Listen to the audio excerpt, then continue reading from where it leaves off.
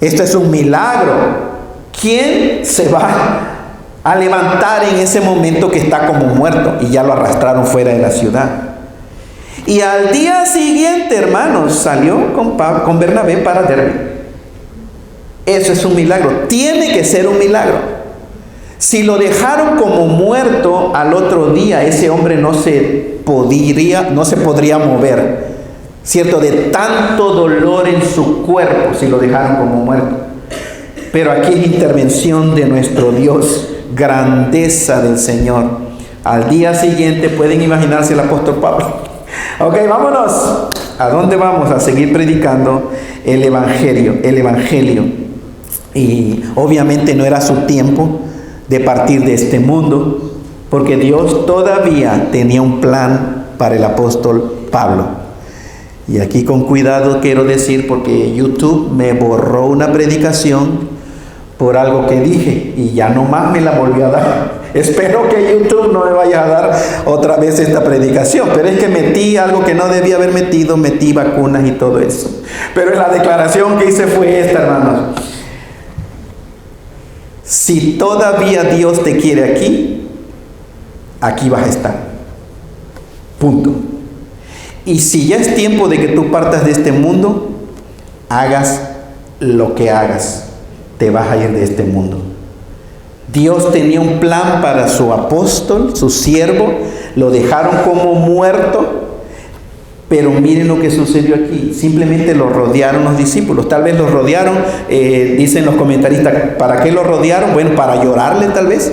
Estaban llorando al lado del apóstol Pablo porque estaba muerto. Para ellos estaba muerto, hermanos. Y en ese momento el apóstol Pablo se levantó por el poder de nuestro Señor. Versículo 21, después de descansar un tiempo, amén, hermanos. ¿Qué dice el versículo 21? Después de anunciar el Evangelio a aquella ciudad y de hacer muchos discípulos, volvieron a Listra, a Iconio y a Antioquía. Ahora es interesante porque miren la vida de un apóstol. Es hacer discípulos. En Mateo capítulo 28, en la gran comisión, hermanos, es para todos nosotros. Es para ti, para ti, para ti, para ti, para ti, para ti, para todos, incluyéndome a mí. Es salir por el mundo, hagan discípulos. Hagan discípulos. Eso es un privilegio. Por eso nuestra misión es guiar a la gente hacia Jesucristo. Eso es evangelizar. Tarjetitas Juan 3:16, ¿recuerdan? Siguen dando las tarjetitas. Llévense muchas, pónganlas donde los dejen ponerlo, y hablen con la gente, regálenselo. Jesucristo te ama, mira esta tarjetita, léela. Es guiar a la gente hacia Jesucristo, pero ayudar al creyente a crecer en la gracia y el conocimiento del Señor para que conozca a Dios. Porque la salvación, la vida eterna es conocer al Dios vivo y verdadero. ¿Recuerdan lo que Jesucristo dijo? Padre, y esta es la vida eterna, que te conozcan a ti y a Jesucristo a quien has enviado. Que te conozcan. Y vuelvo a enfatizar, hermano, no es que aprendan información acerca de Dios. No es intelecto, es experiencia. Y a veces el creyente confunde.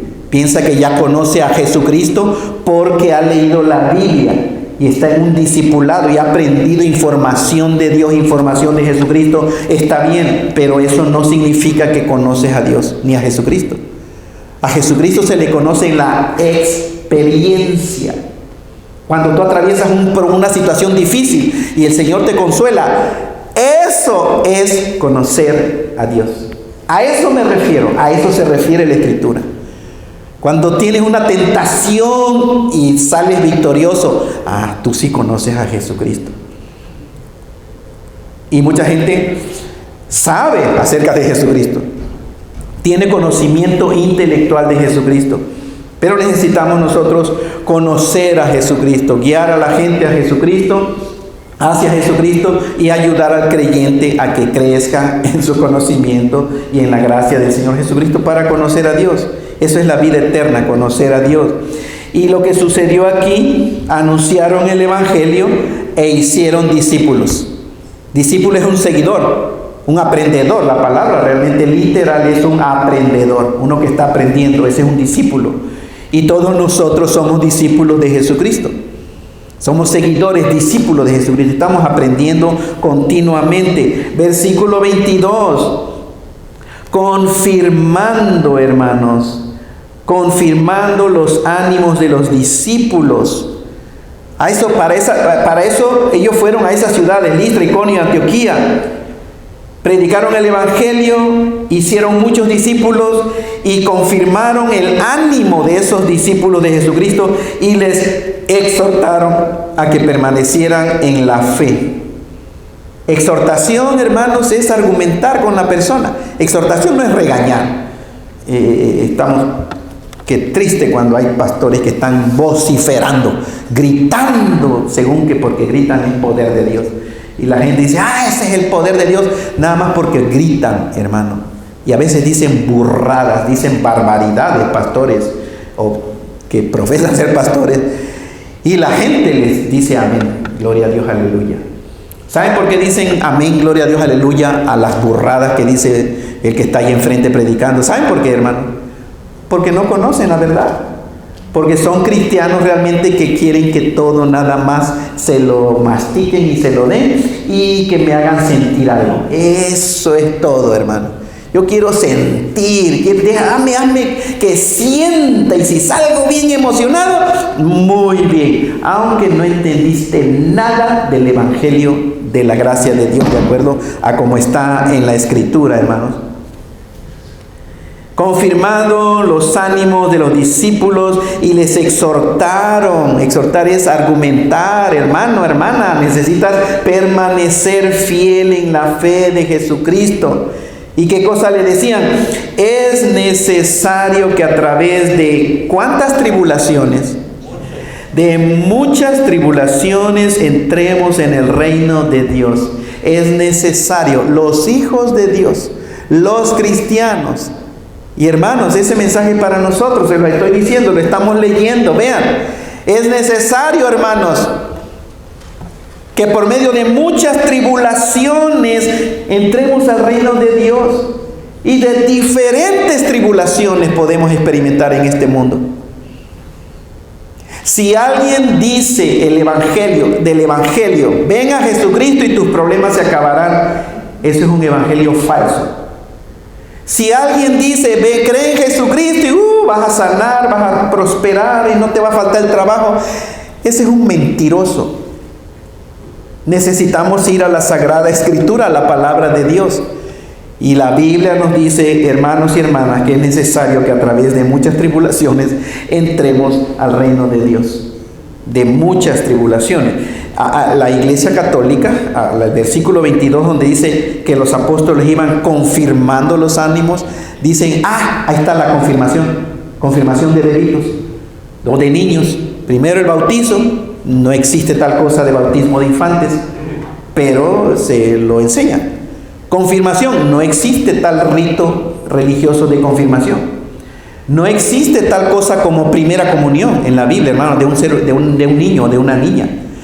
Existe una primera comunión cuando el ser humano entra en comunión con el verdadero Dios. ¿Y saben cuándo es? Cuando ese ser humano se arrepiente y confiesa a Jesucristo. Por primera vez, ese ser humano, quien quiera que sea, ha tenido verdadera comunión con Dios Creador. Pero todo lo demás es tradición. No es bíblico. No tienes por qué aterrarte si tú no lo practicas. Dios no te va a castigar porque no te confirmes o porque no bautices un bebito. Y digo esto porque hay personas que lo creen. Y recuerdo tiempo atrás, hermanos, años atrás, una persona de la Iglesia Católica dejó de venir porque no aguantó el miedo de que la Virgen la iba a castigar, porque empezó a venir a una iglesia cristiana. ¡Qué tristeza! ¡Qué tristeza, hermanos! Pero entonces aquí no habla nada de ese ritual de la confirmación. Simplemente está diciendo que los apóstoles estaban confirmando los ánimos de los discípulos. Versículo 23, miren lo que hicieron los apóstoles: constituyeron ancianos en cada iglesia. Y habiendo orado con ayunos, los encomendaron al Señor en quien habían creído. O sea, se dan cuenta, organización. Esto es necesario, el liderazgo u organización dentro de las iglesias cristianas. Los apóstoles constituyeron, oraron, los comisionaron como pastores. La palabra en el texto original es presbíteros. Anciano es un presbítero. Y a ellos se les reconoció como los obispos o los pastores, a ellos mismos, a los que quedaron encargados. Literalmente, un presbítero, hermanos, es un anciano. E inicialmente en la iglesia cristiana se refería en verdad a una persona de tal vez de canas, de edad avanzada, que era consagrado al Señor, que era realmente entregado a la obra del Señor. Pero eventualmente ya no tiene que ver, o se empezó a aceptar no a gente anciana de edad, sino de madurez espiritual. Pastor o anciano obispo. Vean Primera de Timoteo, hermanos, capítulo 3.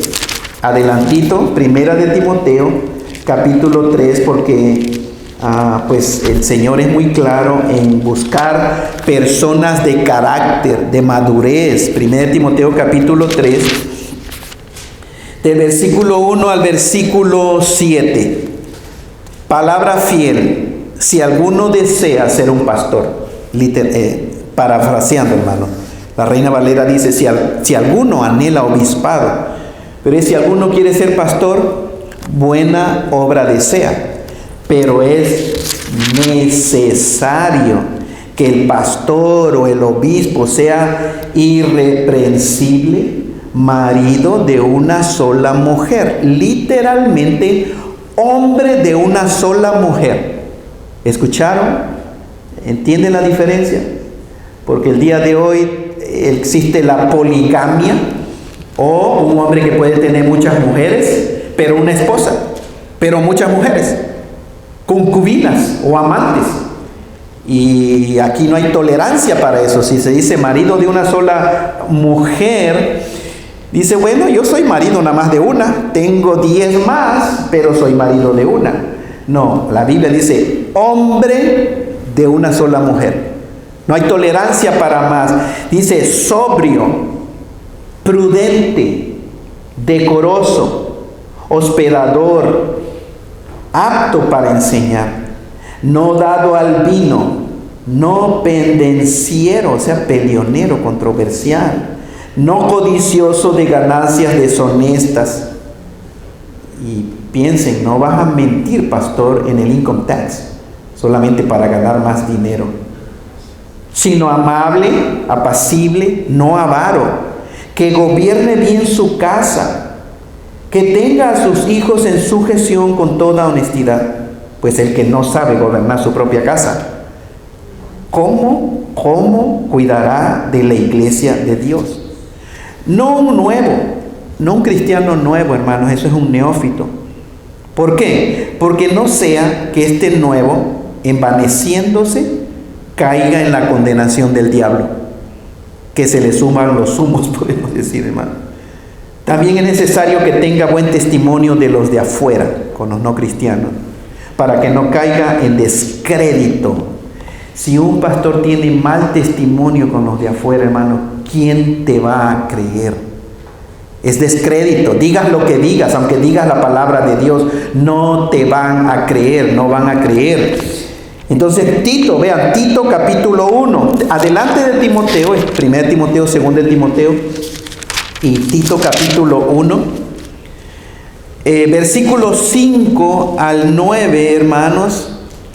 Por esta causa, le dice Pablo a Tito, sus discípulos, por esta causa te dejé en Creta, para que corrigieses lo deficiente. Si hay problemas, trata de ayudarlos, en otras palabras.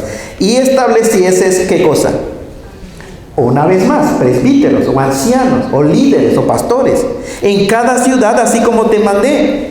Pero también una vez más, vean la preocupación del carácter de un anciano o líder: el que fuere irreprensible, hombre de una sola mujer, que tenga hijos creyentes, que no estén acusados de disolución ni de rebeldía los hijos, Porque es necesario que el obispo sea irreprensible como administrador de Dios, no soberbio, no iracundo, no dado al vino, no pendenciero, no codicioso de ganancias deshonestas, sino hospedador, amante de lo bueno, sobrio, justo, santo, dueño de sí mismo, retenedor de la palabra fiel tal como ha sido enseñada, para que también pueda exhortar con sana enseñanza y convencer a los que contradicen. Y Primera de Pedro capítulo 5, Primera de Pedro está casi más adelante, hermanos, al final. Capítulo 5, el versículo 1 al 4, dice: ruego a los ancianos, una vez más, presbíteros o pastores, obispos, que están entre ustedes, yo anciano también con ellos y testigo de los padecimientos de Cristo, que soy también participante de la gloria que será revelada. ¿Qué cosa le ruega? Apacienten la grey de Dios que está entre ustedes, cuidando de ella, no por fuerza. Qué horrible ha de ser una persona que está como pastor por obligación o solamente por el salario, hermanos. Qué horrible ha de ser esa experiencia. Dice, no por fuerza, sino voluntariamente, no por ganancia deshonesta. Ustedes saben el evangelio de prosperidad el día de hoy. ¿Por qué creen que muchos quieren ser pastores y ya hasta pastoras hay? Y profetas y gritan ahí enfrente. ¿Por qué? Porque después les llega la ofrenda y el diezmo. Y maldito si le robas a Dios y no das tu diezmo. Y aquí una cola de los que dan $100. ¿Quién va a dar $500? Aquí se forman aquí también. ¿Cómo no van a querer ser pastores y pastoras el día de hoy? Si lo hacen por motivos deshonestos delante del Señor. Allá los de que no van a dar ni 100, los de dolaritos y $10 acá, otra línea. No es mentira lo que estoy diciendo, esto es verdad, dentro de lo que se llama cristianismo. No dice por ganancia deshonesta, sino con ánimo pronto, no como teniendo señorío sobre los que están sobre vuestro cuidado, no para ordenar, no para mandar, hermanos. Y es interesante cuánta gente me ha aconsejado que haga eso de otra manera, pero lo que me están diciendo: usted es el pastor, hermano, usted es el pastor y tienen que la gente que obedecerle. Me han dicho cosas como: pastor, ¿y por qué no va a tal lugar? Espérese, hermana, yo no tengo que meterme, si no es problema en la iglesia, porque yo no voy a andar cuidando la vida personal de cada uno de ustedes. A eso yo no fui llamado. Fui llamado a predicarles el evangelio. Y si tienen un corazón humilde, el Espíritu Santo va a darles de su gracia. Hablar la verdad. Ahora, cuando en la iglesia cristiana, en esta iglesia, está la persona en el liderazgo, seguro que van a ver que voy a hablar con ustedes, hermanos y hermanas.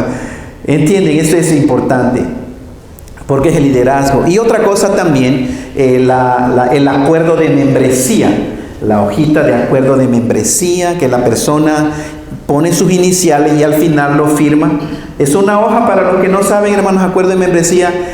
Pasen al centro de información, pidan un juego de lo que es el acuerdo de membresía para personas que decidieron formalizar y hacer oficialmente su membresía aquí en la iglesia. Dos cosas importantes, es uno de la disciplina. O sea, si realmente has firmado, tú estás dando permiso a la iglesia, incluyendo al pastor, de hablar contigo si andas como si no fueras un hijo de Dios. Esa es una de las cosas que tienen que pensar. Y la última es que necesita tener un ministerio siempre esa persona que firme el acuerdo de membresía. Y quiero terminar diciendo esto, hermanos, porque parece que me han malentendido. Al menos un matrimonio me lo dijo y creo que están malentendiendo. Ese acuerdo de membresía no lo tienes que llenar nadie. Nadie tiene que llenar eso, hermano. No es obligación. Es el que desea hacerlo. O sea, léelo, piensa, dice: sí, yo quiero ser miembro, sí, yo quiero que el pastor se preocupe por mí y venga a hablar si yo ando en mal camino, sí, yo quiero servir a esta iglesia, a mi familia. Entonces, lo firma. Pero nadie tiene que firmarlo, hermanos, porque lo digo y quiero quedar claro, porque parece que algunos han malentendido. Alguien ya me lo dijo, este matrimonio, como que están malentendiendo.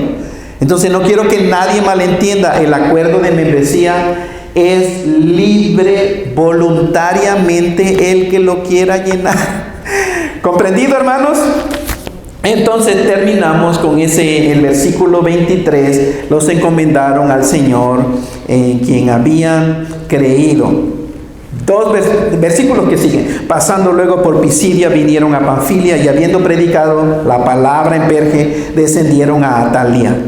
De allí navegaron a Antioquía, desde donde habían sido encomendados a la gracia de Dios para la obra que habían cumplido. ¿Recuerdan Hechos capítulo 13? Donde habían apóstoles y todos estaban orando, y el Espíritu Santo les dijo: apártenme a Pablo y a Bernabé para una obra. Bueno, regresaron ahí. Versículo 27, y habiendo llegado y reunido a la iglesia, les contaron cuán grandes cosas había hecho Dios con ellos y cómo había abierto la puerta de la fe a los gentiles. Y se quedaron allí por mucho tiempo con los discípulos. Precioso cuando uno platica. ¿Cómo te fue? ¿Cómo te fue? ¿Qué sucedió con la iglesia? ¿Qué hiciste allá? Y te platican, no, pues los hermanos me recibieron bien, me dieron la oportunidad de hablar de esto, del otro, y que están firmes en la fe. Quiere el Señor que la palabra de Dios y la iluminación del Espíritu Santo, hermanos, sea para nuestra edificación. Amén, hermanos. Cierren sus ojos, voy a hacer una oración y vamos a estar despedidos. Señor, es tu palabra y es tu Espíritu Santo el que da entendimiento e ilumina nuestro corazón, Señor. Gracias por esta escritura, y nuestra confianza está en lo que tú mismo enseñas, Dios, de que cuando uno pone un corazón humilde, tú le das de tu gracia. Tú rechazas al soberbio, al que se resiste, Señor, a aceptar tu palabra. Pues no puede esperar nada de tu gracia porque tú lo rechazas. Pero gracias, Señor, y confío que todos mis hermanos, mis hermanas, incluyéndome a mí, recibimos lo que tú revelas en tu palabra. Oramos, Señor, para que saliendo de aquí vivamos esa revelación, que comprendamos el gran privilegio de lo que es adorarte por medio del servicio, seguir guiando a la gente hacia Jesucristo y seguir ayudando a los demás, Señor, a los que van creyendo, a que continúen creciendo en la gracia y el conocimiento de Cristo Jesús. Gracias te damos, Padre. Llévanos con bien a nuestros lugares en el nombre de tu Hijo Cristo Jesús. Hermanos, que la gracia de nuestro Señor Jesucristo, el amor de Dios y la comunión del Espíritu Santo sea con todos nosotros ahora y siempre. Amén. Estamos